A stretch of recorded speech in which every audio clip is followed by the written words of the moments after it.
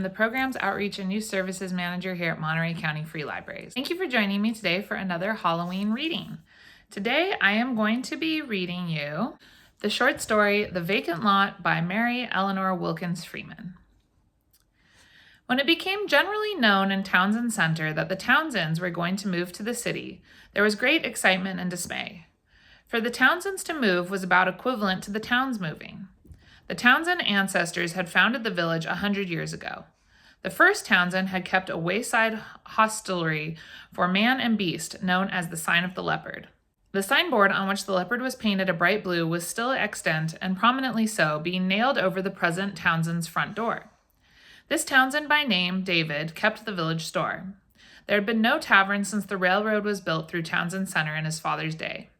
Therefore, the family, being ousted by the march of progress from their chosen employment, took up with the general county store as being the next thing to a country tavern, the principal difference consisting in the fact that all the guests were transients, never requiring bedchambers, securing their rests on the tops of sugar and flour barrels and codfish boxes, and their refreshment from stray nibblings at the stock and trade, to the profitless deplenishment of raisins and loaf sugar and crackers and cheese. The flitting of the Townsends from the home of their ancestors was due to a sudden access of wealth from the death of a relative and the desire of Mrs. Townsend to secure better advantages for her son George, 16 years old, in the way of education, and for her daughter Adriana, 10 years old, better matrimonial opportunities. However, this last inducement for leaving Townsend Center was not openly stated, only ingeniously surmised by the neighbors. Sarah Townsend don't think there's anybody in Townsend Center fit for her Adriana to marry, and so she's going to take her to Boston to see if she can't pick up somebody there, they said. Then they wondered what Abel Lyons would do. He had been a humble suitor for Adriana for years, but her mother had not approved, and Adriana, who was dutiful, had repulsed him delicately and rather sadly. He was the only lover whom she had ever had. She felt sorry and grateful. She was playing an awkward girl and had patient recognition of the fact. But her mother was ambitious, more so than her father, who was rather pugnaciously satisfied with what he had and not easily disposed to change. However, he yielded to his wife and consented to sell out his business and purchase a house in Boston and move there. David Townsend was curiously unlike the line of ancestors from whom he had come. He had either retrograded or advanced, as one might look at it. His moral character was certainly better, but he had not the fiery spirit and eager grasp at advantage which had distinguished them. Indeed, the old Townsends, though prominent and respected as men of property and influence, had reputations not above suspicions. There was more than one dark whisper regarding them handed down from mother to son in the village, and especially was this true of the first Townsend, who built the tavern bearing the sign of the Blue Leopard. His portrait, a hideous effort of contemporary art, hung in the garret of David Townsend's home. There was many a tale of wild roistering, if no worse, in that old roadhouse, and high stakes and quarreling and cups and blows, and money gotten in evil fashion, and the matter hushed up with a high hand for inquirers by the imperious Townsends who terrorized everybody. David Townsend terrorized nobody.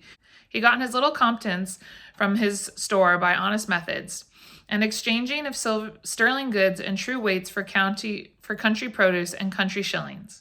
He was sober and reliable, with intense self-respect and a dedicated talent for the management of money. It was principally for this reason that he took great delight in his sudden wealth and by legacy.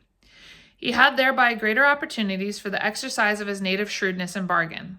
This he evinced in his purchase of a house in Boston. One day in spring, the old Townsend house was shut up. The Blue Leopard was taken carefully down from his lair over the front door. The family chattels were loaded on the train, and the Townsends departed.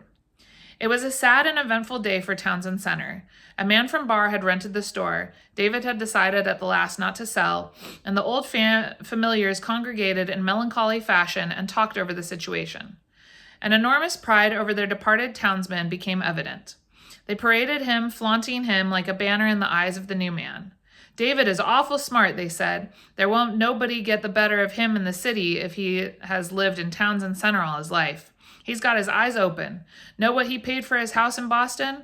Well, sir, that house cost $25,000, and David, he bought it for $5. Yes, sir, he did.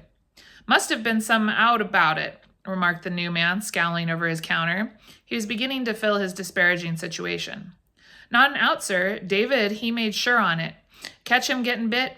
Everything was in apple pie order, hot and cold water and all, and in one of the best locations of the city, real high up street. David, he said, the rent in that street was never under $1,000. Yes, sir, David, he got a bargain, $5,000 for a $25,000 house. Some out about it, growled the new man over the counter. However, as his fellow townsmen and allies stated, there seemed to be no doubt about the desirableness of the city house which David Townsend had purchased, and the fact that he had secured it for an absurdly low price. The whole family were at first suspicious. It was ascertained that the house had cost a round sum only a few years ago. It was in perfect repair. Nothing whatever was amiss with plumbing, furnace, anything. There was not even a soap factory within smelling distance, as Mrs. Townsend had vaguely surmised. She was sure that she had heard of houses being undesirable for such reasons, but there was no soap factory. They all sniffed and peeked. When the first rainfall came, they looked at the ceiling, confidently expecting to see dark spots where the leaks had commenced, but there were none.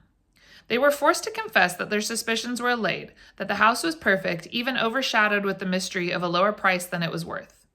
That, however, was an additional perfection in the opinion of the Townsends, who had their share of New England thrift.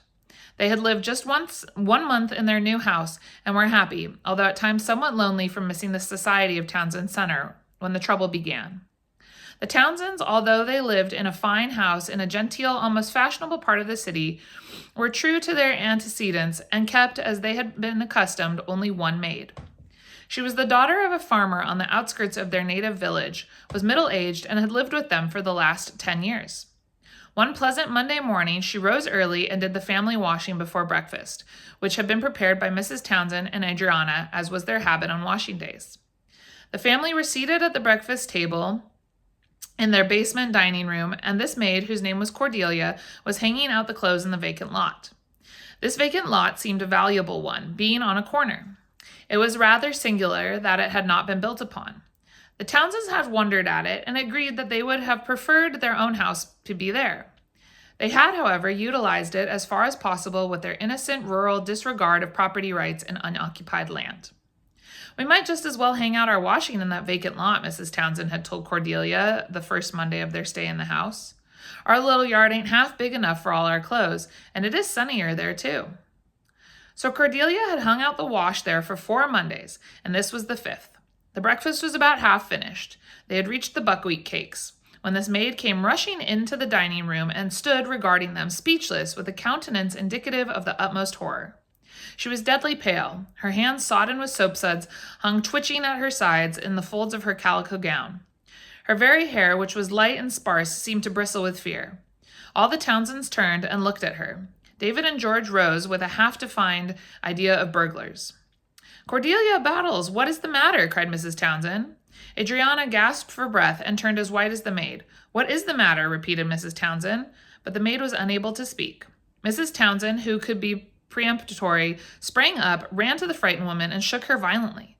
"Cordelia Battles, you speak," said she, "and not stand there staring that way as if you were struck dumb. What is the matter with you?" Then Cordelia spoke in a fainting voice. "There's somebody else hanging out clothes in the vacant lot." She gasped and clutched the chair for support. "Who?" cried Mrs. Townsend, rousing to indignation, for already she had assumed the proprietorship of the vacant lot. "Is it the folks in the next house? I'd like to know what right they have. We are next to that vacant lot." I don't know who it is," gasped Cordelia. "Why, we've seen that girl next door go to Mass every morning," said Mrs. Townsend. "She's got a fiery red head. Seems as if you might know her by this time, Cordelia." "It ain't that girl," gasped Cordelia. Then she added in a horror-stricken voice, "I couldn't see who 'twas." They all stared. "Why couldn't you see?" demanded her mistress. "Are you struck blind?" "No, ma'am." "Then why couldn't you see?" All I could see was—" Cordelia hesitated with an expression of the utmost horror. "Go on," said Mrs. Townsend impatiently. "All I could see was the shadow of somebody, very slim, hanging out the clothes, and—" "What?" "I could see the shadows of the things flapping on their line." "You couldn't see the clothes?" "Only the shadow on the ground." "What kind of clothes were they?" "Strange," replied Cordelia with a shudder. "If I didn't know you so well, I would think you had been drinking," said Mrs. Townsend. "Now, Cordelia Battles, I'm going out in the vacant lot and see myself what you're talking about." "I can't go," gasped the woman. With that, Mrs. Townsend and all the others except Adriana, who remained to tremble with the maid, sallied forth into the vacant lot. They had to go out the area gate into the street to reach it. It was nothing unusual in the way of vacant lots. One large poplar tree, the relic of the old forest which had once flourished there, twinkled in one corner. For the rest, it was overgrown with coarse weeds and a few dusty flowers. The Townsends stood just inside the rude board fence which divided the lot from the street and stared with wonder and horror, for Cordelia had told the truth. They all saw what she had described, the shadow of an exceedingly slim woman moving along the ground with upstretched arms, the shadows of strange, nondescript garments flapping from a shadowy line. But when they looked up for the substance of the shadows, nothing was to be seen except the clear, blue October air. Tune in next week where we will read part 2 of this story.